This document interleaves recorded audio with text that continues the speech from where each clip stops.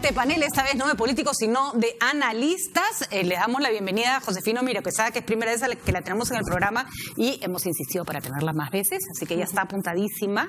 Ella es abogada y periodista del diario El Comercio. Está con nosotros Joaquín Rey, editor del multiplataforma de Perú 21, que estaba antes con nosotros, y Luis Benavente, director de Vox Populi. Tres voces importantes para analizar un poco, no tanto del lado de la conveniencia política, porque cada político está viendo su propio juego, lo cual es absolutamente natural, sino creo que nos vamos a poner del lado un poco de la calle, ¿no es cierto? Del lado del ciudadano, del lado de cómo hemos llegado hasta este punto y cómo vamos a salir de él, porque adelanto de elecciones suena lindo, de hecho creo que ha tenido una ovación tipo gol del Mundial, pero no sabemos si eso nos va a llevar a un final feliz. A ver, vamos a analizar primero esta situación, esta jugada que ha hecho Vizcarra, que es como de ajedrez, porque es como que se hubieran amarrado, ¿no es cierto?, como si se estuviera hundiendo el barco. Nos vamos, ¿no? Había unos que se querían aferrar al bote salvavidas, me imagino un Titanic, y Vizcarra los ha hecho amarrarse a todos al Titanic, lo siento, ¿no es cierto? Acá nos hundimos todos, ¿no? Y el que salta de ese barco no queda bien, ¿no? A ver, Joaquín. Yo creo que la virtud que tiene Vizcarra como político es que piensa fuera de la caja. Nosotros estábamos en una opción dicotómica, ¿no? O básicamente aceptaba la reforma a medias que le había dado el Congreso y tener que bajar un poco la cabeza, o disolver el Congreso, ¿no? Entonces eran dos posiciones bien difíciles para el presidente, y él ha encontrado algo que por lo menos yo no vi.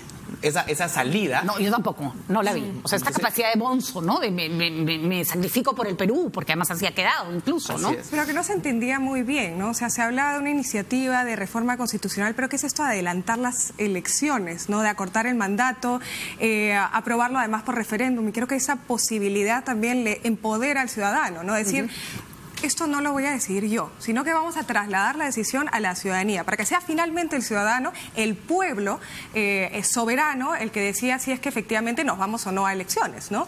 Eso es sumamente importante, porque Vizcarra no solo no va a renunciar, sino que quiere referéndum. Claro, porque en esta paradoja no es que quiere que lo vote a él el Congreso, la calle, quiere que la calle tome la decisión de sacar al Congreso. Lucho, eso en términos de opinión pública es muy potente. Sí, claro. ¿No? Ahora, en realidad la propuesta venía de antes. Esa propuesta de adelantar elecciones se ha hecho varias veces. Yo acá mismo en algunos sitios la he hecho varias veces. Tenía ciertas oposiciones que eran bastante coherentes, ¿no? Un adelantamiento de elecciones podía llevar a un sector muy radical a insistir con la propuesta de nueva constitución y terminar con un Chávez a la peruana, que es lo que quieren algunos sectores que están empoderados hoy día, ¿no? Y algunos decían, pero si Vizcarra está haciendo bien las cosas, ¿para qué cortar el periodo? ¿No? Básicamente eran los dos argumentos, y ese tema quedó flotando, ¿no? Claro, el momento en el cual el presidente hace la propuesta, esa es la jugada, ¿no? Es más, yo creo que es una jugada maestra, creo que es muy buena jugada, ¿no? Porque, entre otras cosas, uno pone la decisión en la calle, en el referendo, ¿de acuerdo? Y es un presidente que el 28 de julio cumplió un año de trabajar para la calle. Recordemos que el 28 de julio anterior fue cuando propuso referendo y entró a una agenda que lo empoderó, con la cual cambió de estilo y francamente dejó de ser un presidente muy anodino que repetía los titulares del día y comenzó a tener más iniciativa, ¿no? Y ese juego fue complicado para él, pero al final le ha dado resultados, ¿no? Yo creo que con esto, este bonzo en realidad no es tan bonzo, porque también gana. Es que yo me refiero al bonzo porque normalmente es alguien que se inmola y se quema para llamar la atención sobre un hecho, ¿no es cierto? Entonces su muerte se vuelve un símbolo.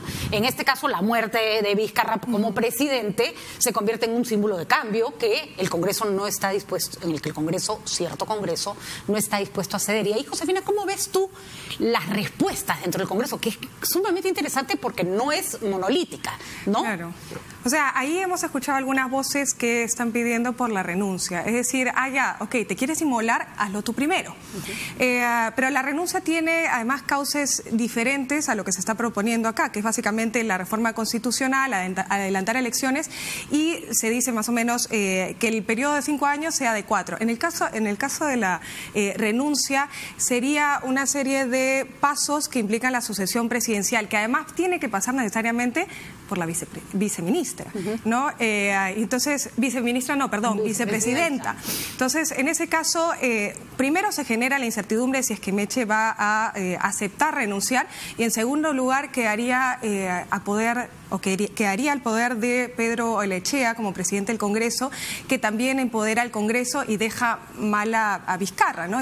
Que además, conociendo al Congreso, se pueden demorar la vida en convocar elecciones al punto de que llegan al 2021 sin haberlas convocado. Y además, Vizcarra ya dijo, renuncia tu tía. O sea, yo no va a renunciar, ¿no? Entonces, claro, los escenarios que se están planteando en el Congreso en realidad tampoco es que son muy viables. Entonces parece nuevamente que hay una suerte de, creo que en algún momento lo dijiste, ¿no? Una conversación entre sordos, ¿no? No se están escuchando, con lo cual confirma que hay esta suerte de un diálogo perturbado, una ingobernabilidad que confirma el presupuesto, que ratifica que hay una situación de crisis política que hace urgente tener que optar por una salida para que esto cese de una vez, ¿no? Joaquín, en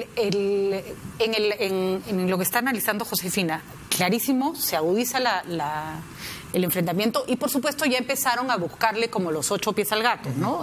Porque que si se aprobó o no se aprobó, que queremos el video del Consejo de Ministros, ¿no? Donde está el acta, ¿no? Que ya es como buscar entonces, plan A, están buscando algo para una excusa para vacar a Vizcarra, que sería una especie de mega suicidio político.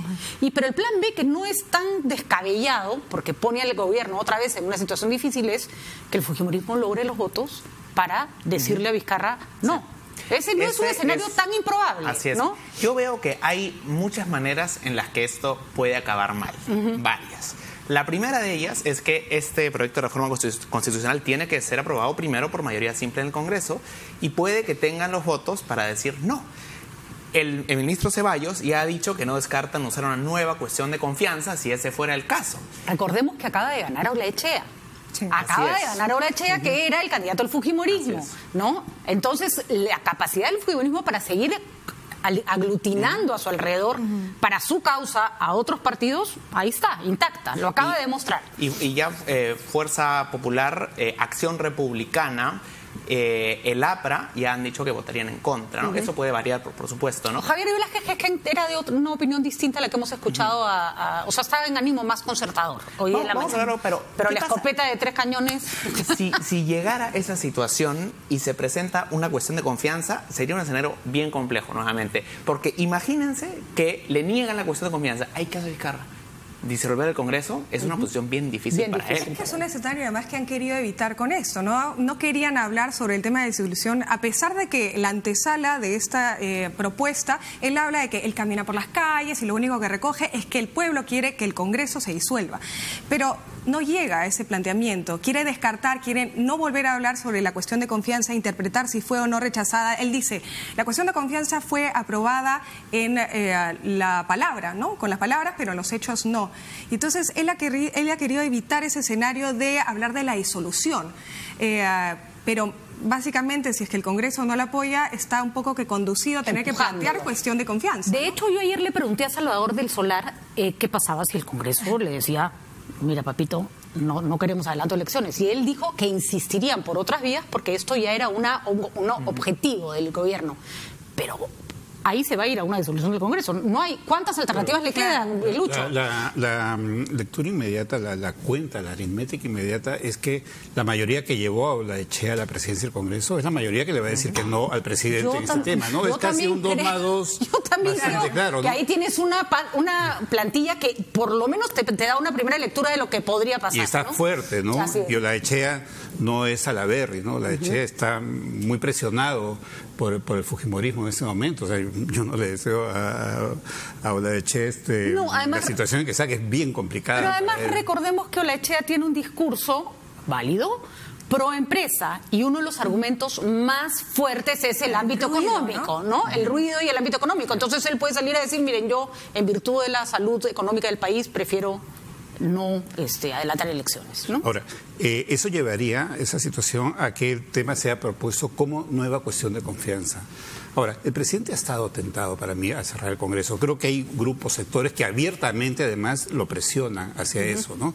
Y él en este momento está empoderado con ese tema. Tiene un 80-90% de la población que quiere esto, y un cierre del Congreso tendría un mecanismo constitucional, porque al final de cuentas la Constitución es cuestión de interpretación, y los abogados son campeones en eso porque se dedican toda su vida desde que salen a interpretar todo, ¿no? Entonces, claro. ¿Por qué no pone cara de bueno? Me da culpa. tú eres abogada. Como si fuera la culpable de la... Ahora, Josefina, pero ahí es interesante, porque efectivamente la salida tendría que pasar por una cuestión de confianza negada y aplicar el... que por cierto... Que es una prerrogativa, ¿no? Exacto, o sea, no es obligatorio. No, pero lo va a hacer, pues, porque ¿no? si es que Vizcarra le niegan esa confianza y no hace nada, ahí quedaría muy mal parado. Porque es decir, tuviste la oportunidad, ¿no?, de hacerlo y finalmente no aprobaste tu reforma política, no pudiste adelantar las elecciones y te vas a quedar sin pena ni gloria hasta el 2021. No creo. O sea, la gente va a exigirle que cierre el Congreso. Y eso es algo muy difícil. Tienen la prerrogativa de hacerlo, pero en perspectiva, ¿cómo quedaría Vizcarra como un presidente que cerró el Congreso? Aún constitucionalmente, pero es algo bien drástico, ¿no? Lo decía el congresista Quintanilla y creo que por ahí va un poco la jugada también. A la hora que el Congreso no le está negando el adelanto de elecciones a Vizcarra, le está negando a la calle el referéndum. Y si Vizcarra logra que la calle se mueva, él no cerró el Congreso. La gente pidió que el Congreso se fuera, ¿no? Fuente ovejuna otra vez. Es bien. Yo creo que si tuviera un problema por resolver, iría donde Vizcarra y le diría, ya, ¿cómo hago? Pero ahora, Vizcarra está ganando en todo esto, porque mira... En teoría, sí. ¿no? Todos los opositores que le han surgido en estos días, en estos 2-3 días, son los dinosaurios de la política, son la gente, son los opositores que la gente ni siquiera rechaza, sino son los que la gente odia con un sentimiento muy, muy fuerte. Y eso es algo que ellos no están calibrando. Es más, yo creo que en ese momento el político, el congresista que hace su 2+2, gana sumándose a esto y lo convierte en una causa. Y por supuesto que los más sapos se han dado cuenta rápidamente. Ya no hablemos de los que tienen una verdadera vocación democrática, que los hay, sino todo el toque. Te das cuenta cuando un congresista mira y dice, no, me conviene, ¿no? Me voy por el plan B porque el A me va a borrar del mapa para siempre. Ahora, la calle. A mí me parece que ahí hay algo sumamente interesante. No podemos banalizar las coyunturas, pero creo que hay una serie de elementos que hemos venido conversando además con sociólogos, con antropólogos, con gente de otras disciplinas, que dan cuenta de que el divorcio, calle, políticos, está llegando a unos límites insostenibles, que además se ven alimentados por estas cosas que no son determinantes, pero que resultan siendo representativas. Las medallas de oro, la capacidad de hacer una inauguración de Juegos Panamericanos impecable, la posibilidad de que una selección de fútbol llegue a llegar al semifinal de la Copa América a pesar de haber empezado desde abajo. La gente que sale a la calle todos los días a romperse el alma. Esta es una generación en la que ser peruano es... No, soy peruano, ¿no? O sea, no me vengan. Ese peruano es como... Siente que el Congreso es un lastre. O sea, Vizcarra se parece más a él, ¿no? Se parece más a él. Sí. Más además, ahora que lo hemos visto en la parada militar, ¿no? Con una imagen de un poco divorciado de esa aureola, ¿no? Que debería acompañar a un mandatario, pero viéndolo tan sencillo al lado de su suegra comiendo sus galletitas, ¿no? Hay que ser torpe para criticarlo. Efectivamente, ¿no? O sea, esa austeridad, ¿no? Yo que los demás que estaban ahí hubieran salido a buscar dónde está sentada mi mujer para ir. ¿Dónde está sentado mi marido? Todos esos códigos de conexión popular están manejándolos. Y a nivel político, esta ciudadanía, que puede ser muy criticable en muchos aspectos, tiene aspiraciones, tiene rabia, tiene furia, tiene sentimientos que en ese momento están en una situación extrema. Que nos y tiene orgullo. Tanto. Y ahí Vizcarra está sintonizando con ellos. Entonces, porque Vizcarra viene del mismo lado, pues. Vizcarra es el presidente que no fue elegido, es el provinciano que fue ninguneado, ¿no? Es el hombre al que no le reconocieron sus éxitos porque todos nos miramos el ombligo y creemos que el Perú empieza y termina en Lima, ¿no? Y rápidamente hace visible un Perú que está ahí y que los políticos nunca le prestan atención, ¿no? Se ha roto totalmente esa relación de representación con el Congreso. Nadie siente que este Congreso refleje a un Perú que puede organizar Juegos Panamericanos, que gana medallas, que es subcampeón en la Copa América. Entonces, este divorcio la gente ya no lo tolera y deshacernos de este Congreso parece ser como el paso siguiente natural, ¿no? Claro, mi preocupación es si es que el próximo nos representará y ese es otro debate, ¿no? Sustancial, ¿no? Se le decía yo ayer a Salvador del Solar, ya, perfecto, de acuerdo, esto es un desastre insostenible. ¿Quiénes van a venir? ¿Quiénes van a venir de terror? Que no cambiamos también las reglas, ¿no? Digamos, la otra discusión es que tienes una reforma política que está ahí suspendida, no se sabe cuál va a ser el destino y por lo tanto se teme que las reglas puedan ser las mismas, con lo cual podríamos tener a los mismos, digamos, diferentes actores, pero más de lo mismo, ¿no? Lo que pasa, Josefina, y ahí corríjanme, no hay tiempo, Lucho, tú que tienes más manejo sobre calendarios electorales y posibilidad de llevar adelante, no hay tiempo para aplicar buena parte de las reformas, ¿no es cierto? Que se han planteado, que se han aprobado. Es más, que el presidente ni siquiera ha promulgado, por cierto, ¿no? No va a haber tiempo, ¿no? Además, muchos incluso creen que todo esto sería el inicio de una verdadera reforma profunda en el país, ¿no? Juan de la Puente, por ejemplo, y gente muy, muy lúcida ven esto como un inicio. ¿Por qué? Porque era necesario dar el paso y eso, bueno, se reconoce, ¿no? Pero el adelanto de elecciones finalmente es un mecanismo que creo que puede dar un poco de esperanza al país. Quienes de hecho, que las cosas cambiarían, ¿no? Todo lo que está vinculado al lavallato, todo lo que está vinculado a corrupción se reduce al mínimo o desaparece. Entonces sí hay un cambio, pero justamente quienes están más vinculados a eso son los opositores. Entonces ahí hay algo muy indicativo, creo. Pero también, Joaquín, recordemos que uno de los fracasos de la Junta Nacional de Justicia, y para mí el más evidente, es que no tienes material humano. No es que las reglas están así, es que no hay de dónde sacar. Y yo siento que el mismo fracaso se va a repetir en nuevas elecciones. Y creo que es bueno precisar, de las 6 proyectos de ley aprobados a reforma política, 2 requieren votación en segunda legislatura. Esos ya no contamos con eso. Quedan 4. De esos 4, hay 2 que tienen, por las posiciones transitorias, o sea, lo vinculado a la democracia interna, por ejemplo, no aplican para el 2020, por lo cual no van a aplicar no aplicaban para el 2021, por lo cual no van a aplicar para el 2020. Casi lo único que te queda de la reforma es el tema de financiamiento de partidos, ¿no? Que ahora el financiamiento indebido está tipificado como un delito. Pero todo lo demás, o sea, primarias, eliminación del voto preferencial, no va. Y bueno, la paridad de alternancia sí, pero 40%, ¿no? Pero no es significativo. Pero en realidad la paridad de alternancia tiene que ir de la mano con la democracia interna, porque si no, nuevamente son los órganos directivos los que eligen a dedos cuál va a ser esta fórmula para integrar la lista que presenten a los órganos representativos. Básicamente las mismas reglas, pero a mi juicio hay un problema adicional, que es realmente no falta nada para abril. O sea, faltan 9 meses. Y los partidos van a estar en capacidad de llegar más preparados. Cada partido tiene que conseguir 130 candidatos. O sea, ahorita Julio Guzmán debe estar buscando como loco, me imagino, porque no falta nada, ¿no? Tenemos un antecedente. Cuando entró Valentín, el plazo fue incluso más corto, ¿no? Y el objetivo era una nueva elección. Claro, digamos, no había cambio de reglas de juego, pero igual tenía que haber inscripción partidaria, Lucho, y todo que eso. Acabábamos de tener una elección. Acabábamos de tener una elección. Entonces lo que hicieron los partidos que sobrevivieron a este hecatombe de Fujimori fue agarrar Toledo, pues, ¿no? Toledo agarró su misma fórmula y Huacatán la presentó después. Habíamos tenido una elección ahí nomás y la reelección no estaba prohibida. Entonces tenías más posibilidades. Además del reto de los partidos, también hay un reto en el cronograma electoral. Ajustar, hoy en la mañana comentaba Fernando, tú estás contigo, que el cronograma habitual no te da. Entonces tienes que hacer transitorias que tienen que ser aprobadas por el Congreso. Entonces, si con este Congreso no has podido concretar reforma de justicia, reforma política, ¿qué te hace pensar que vas a poder concretar un acuerdo? Porque finalmente es un acuerdo multipartidario que te permita hacer una elección ad hoc para esta circunstancia. Va a estar bien difícil. Porque esa es la segunda parte de este tema, que es brillante, pero cuya resolución y que el hecho que sea concreto es bien complejo. Y es que todo lo que necesitas para convocar a las elecciones, una vez que se le da el sí al proyecto de Vizcarra, todo depende de ¿quién otra vez?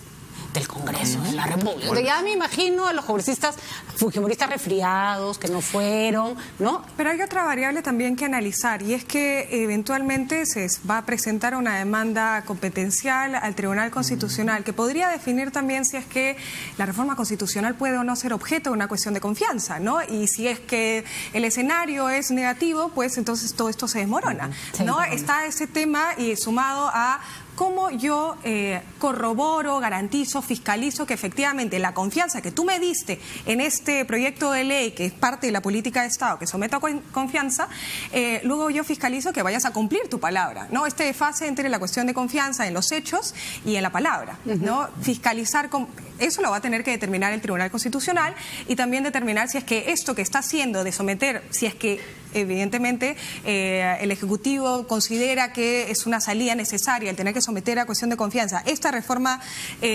constitucional, se le desmorona si es que le dicen no, esto no es materia de cuestión de confianza, ¿no? Claro, el camino es complejo, y hay opositores y hay interesados en que no caminen. Ay, pero por supuesto. Y en el proceso buscando la grabación de las consejo de cada una de las actas, en el proceso no me sorprendería que busquen un intento de vacancia también, ¿no? Y yo creo que ese sería el suicidio político. ¿La búsqueda del audio es un camino directo a la vacancia? Yo creo que eso es lo que están buscando, porque también hay un interés, y hay que decirlo, del fujimorismo de mantener presencia en el Congreso para los 2 próximos años, porque tienen procesos judiciales y ellos desde el Congreso han protegido a jueces y fiscales que pueden jugar a favor de sus intereses. Y además el proyecto, digamos, que han aprobado de inmunidad parlamentaria está incluso más reforzado de lo que estaba antes, ¿no? Entonces se les asegura no solamente más protegidos que Robocop, digamos, ¿no? Y saben que en una nueva elección no van a tener el mismo número de curules, de ninguna manera. No, hay congresistas con mucha suerte. Y nadie los va a andar blindando. Última pregunta cortita. El argumento de la economía no es un argumento débil ni poco importante, pero sospecho que no es un argumento que a la ciudadanía le dé en este instante le importe mucho, porque cuando yo escucho decir se va a afectar que venga la inversión extranjera, yo creo que en la cabeza de todos los peruanos dicen que para que venga Odebrecht, o sea, la inversión extranjera que fue como el cubo que nos traían siempre se ha vuelto en el reflejo de algo que no queremos, así como era en todo caso, ¿no? Y además no es que estés comparando una situación de bonanza y prosperidad con el caos, o sea, así se continúa este Congreso los próximos 2 años, igual va a ser la guerra. Así es. Entonces, no es estamos cambiando el paraíso por el infierno. Claro, y además, en ese tema, la cancha está trazada en términos políticos y la ciudadanía sí tiene un rechazo tan grande al Congreso y eso es un tema 100% político para el ciudadano, ¿no? Y creo que hay conciencia de eso. Entonces, que la economía va a subir 2, 3 décimas más o menos, creo que pasa a un segundo plano. Pero tampoco debería analizarse en términos, digamos, ni excluyentes, sino más bien conciliadores, ¿no? La economía, evidentemente, tiene que ser una materia que importe, es importante, pero también en términos políticos de involucrar a la ciudadanía en la cosa pública, darle voz, darle la decisión de determinar el futuro ahora político del Ejecutivo y del Congreso. Yo creo que esa participación ciudadana es algo que tampoco podemos desdeñar, sino que tiene que ser incluso igual de importante que la situación económica del país, ¿no? La propuesta de Vizcarra ha sido realmente una jugada maestra. Con eso no quiere decir que lo que vaya a ocurrir después sea bueno, que necesariamente nos parezca fantástico todo lo que ha propuesto, pero en términos, si estuviéramos viendo Game of Thrones, ¿no? Este sería un capítulo que tú dijeras manja, ¿no? Yo creo que hay que reconocer a los políticos en general que tienen un margen de juego político, para eso son políticos, ¿no? Porque si están en el estándar permanente, entonces simplemente la política es así, y no es así, ¿no? Escuchar, por ejemplo, a los fujimoristas decir que claro, que como el presidente Vizcarra no puede gobernar y es un inepto, se quiere ir y entonces quiere que nos vayamos nosotros. Yo digo, por más que lo repitan 1.000.000 de veces, ese argumento no se va a hacer real. Porque a ojos del público, el presidente Vizcarra es el político más hábil que hemos visto probablemente en las últimas 2 décadas. Y era aquel que el congresista Bruce llamaba el provinciano, que pusieron para llenar la lista. Ha terminado siendo el más hábil, el que ha hecho las jugadas que nadie vio. Y creo que eso hay que reconocerlo, ¿no? Como decía un amigo, mejor ya no elijamos presidentes, porque siempre elegimos pésimo. Mejor sorteamos nomás. O esperemos que venga uno que caiga así de cualquier parte, porque los mejores presidentes que hemos tenido en los últimos 20 años... Los presidentes más queridos llegaron de casualidad. Exacto, Valentín Paniagua y Martín Vizcarra. Bueno, así están las cosas. Vamos a ver cómo termina este capítulo de nuestra historia, porque este va a ser un capítulo... En estos 3 años ha ocurrido más en materia política en nuestro país que en todos los últimos 15 juntos, ¿sabes? Entre los casos de corrupción y todas estas idas y venidas, la verdad que ha sido... interesante, pero no sé si a ustedes también están como un poco agotados. Bueno, para los que estamos en periodismo es más chamba, ¿no? ¿Qué tal montaña rusa? Y lo que viene también es bastante grande. Sí, estamos todavía en el plano del análisis, en el plano de las posibilidades, hay que ponerle un poco de calma, hay que verlo también como un escenario de las cosas que se pueden hacer dentro del país. No solo podemos ganar medallas de oro en deporte, quién sabe si en política podemos comportarnos alguna vez en la vida como un país no maduro y no adolescente. Ojalá, chicos. Muchísimas gracias por haber estado con nosotros. Interesantísima la mesa. Nosotros vamos despidiéndonos porque ya está listo nuestro programa. Terminó ¿Quién tiene la razón? Y por supuesto Tatiana Alemán listísima para las noticias de las 8 de la noche. Gracias por acompañarnos.